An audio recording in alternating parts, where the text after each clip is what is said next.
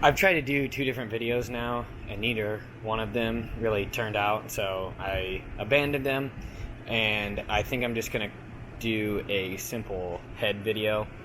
I've been reluctant to do one just because there's so many different things that people kind of have opinions on with heads, and I have my way, other people have their way.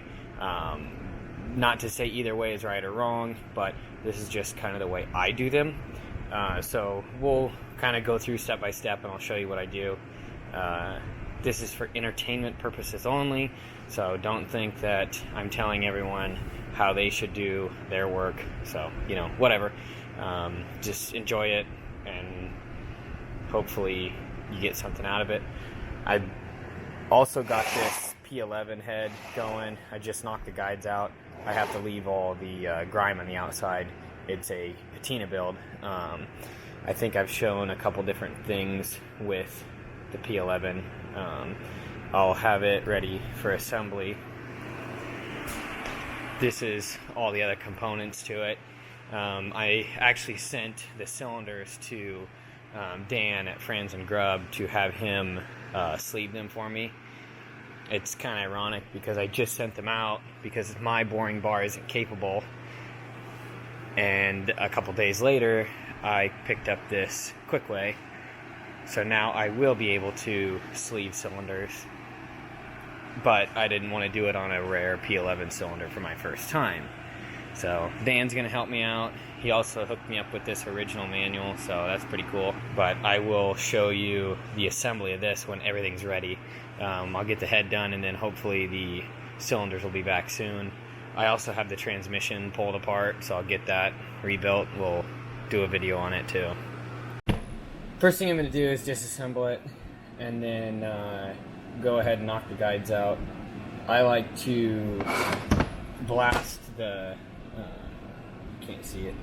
I blast around the base of the guide. I'll show you that here in a little bit. So then that way when you drive them out, you're not dragging carbon through the bore and distorting it or removing any material.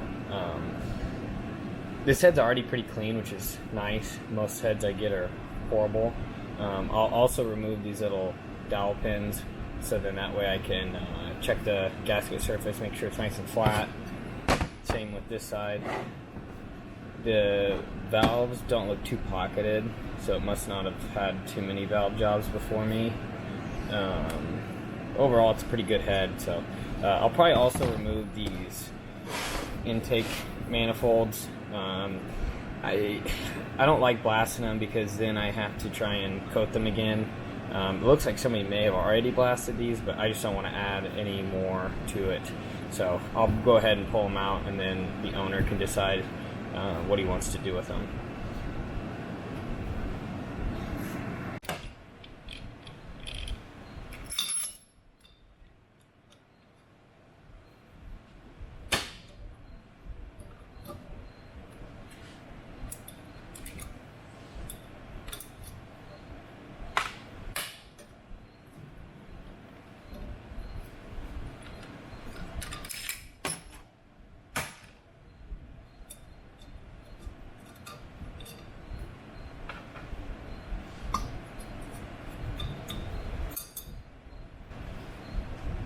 You can tell that this head's been sitting around for a while. Definitely didn't come off of a bike that's been running, but pretty typical where the seats look great. Definitely haven't been, hacked up by some moron. I'm gonna get it blasted up. It will get kibble white valve train, so I'll put the C630 bronze guides in it, and it should turn out really, really nice. It's a good head. A lot of times I get these and they are really, really damaged and beat up, and they don't look this nice. So I'm happy with this one. It should go pretty easy. It's a good one to show you guys, I guess. But I'm gonna go get it blasted, get all the carbon off of it.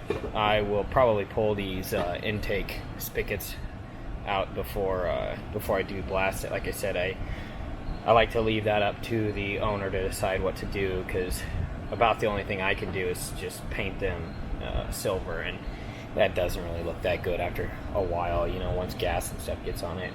get yourself a nice set of dikes. You want them to be nice and sharp, but not because you're going to be cutting anything, but you want to have a good tight grip without causing any damage. So what I like to do is find kind of where I can have a good spot to pry against, and then I'll grip it nice and tight, but not too tight, and then just gently pull up. They come out nice and easy.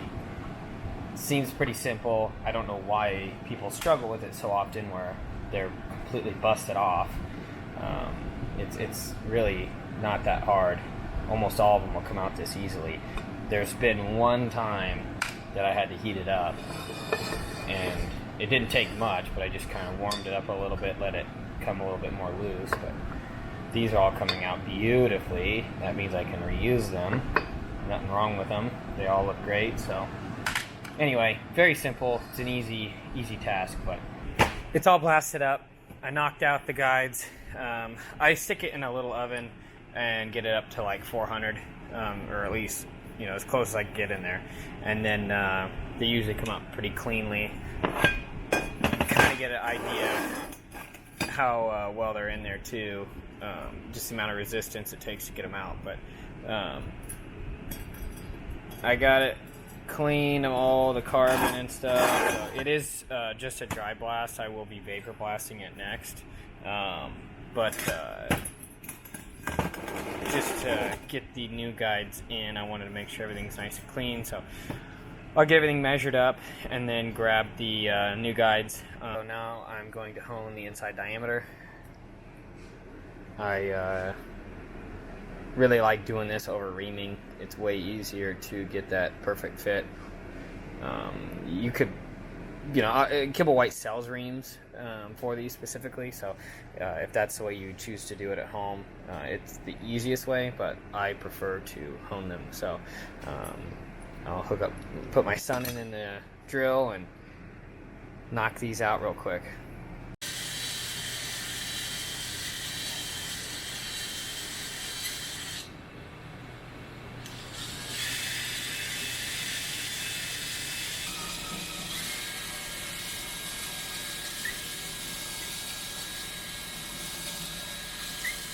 The easiest way to kind of show you the final product is with a gauge pen, and it'll show you kind of that perfect fit, I guess. But anyway, just visually it's easiest to see.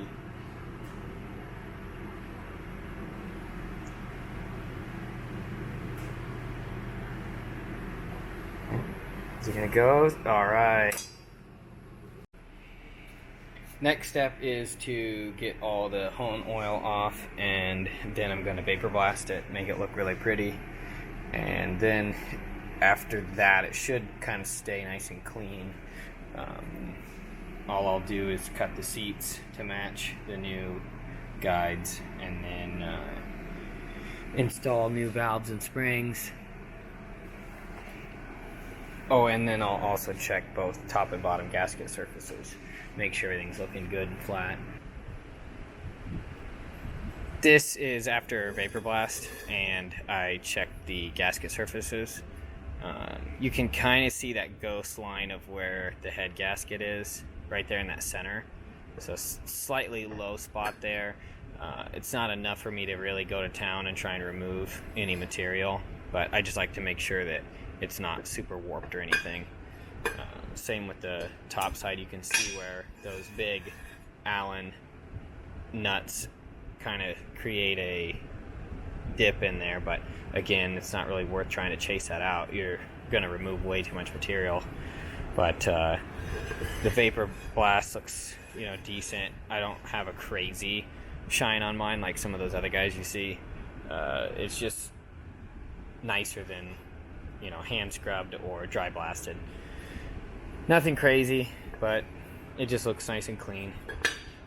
So now I'm going to cut the 3 angle face into these seats and match them up to the black diamond valves. That's about the only thing I'll ever use, if they're available. There's a few things obviously they don't make them for, but pretty much all of the common engines you can get the stuff you need. But I really like Kibble White stuff. It's kind of pricey, but it's totally worth the money. If you need some, definitely buy it from Dan at Fragrance and Grub. He's got all the good stuff. He even has the 6mm conversion kits. Those are pretty cool. But alright, well, I'm going to get to cutting these and I'll kind of show you progress. This is the first seat cut. I don't know how well this is going to show up. I can't get really too close. It doesn't want to focus, but it's a 60, 45, 30. It isn't really that much lower on the 45 than the original. So if you look over here, you can kind of see where the 45 was before, and that's about the only angle they cut in at the factory. And so all I've done is used a 30 and the 60 to kind of narrow the 45 and really clean it up. If you look on the valve, you can kind of see the Sharpie line, is the full 45, and then you can maybe make out where the actual contact of the seat to the face is. But that's kind of the goal. Like I said, I really try not to lower the 45 at all. I just clean it up.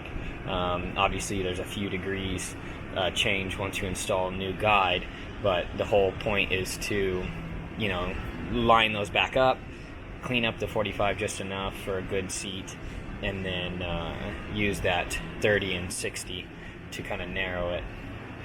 But now I've got to do the other three. Okay, all four are cut. They all turned out pretty good. I didn't really have to dig too deep on any of them. Really try hard not to do that. A lot of times I'll get heads that have been reworked multiple times, and you can tell an automotive shop did it, and they just bury the seat, and it's very frustrating for me because then I have to go back and I can hardly ever work with it.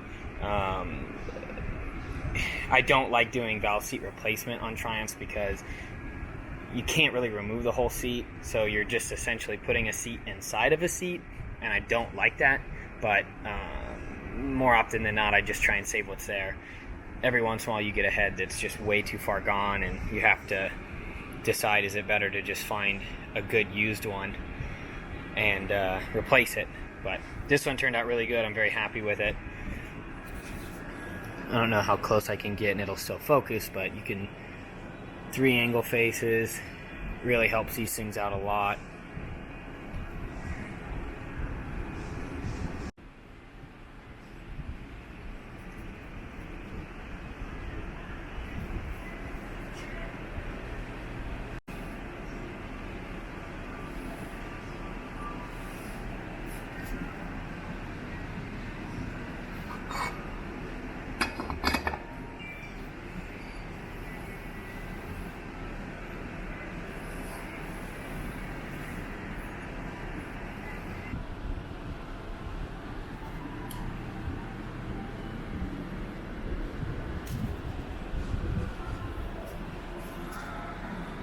Alright, well, there it is, all done up. Like I said, this was for entertainment purposes only.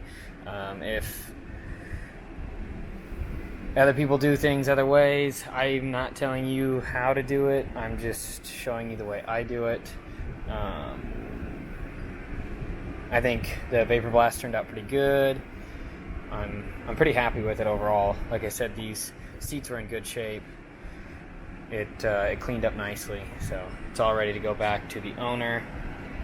He has all the guts for the rocker boxes, so that's on him to put back together.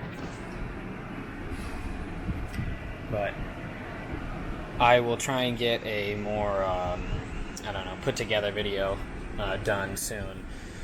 Things just haven't been going that well for content, I guess, but I will try and get some decent stuff put together and uploaded.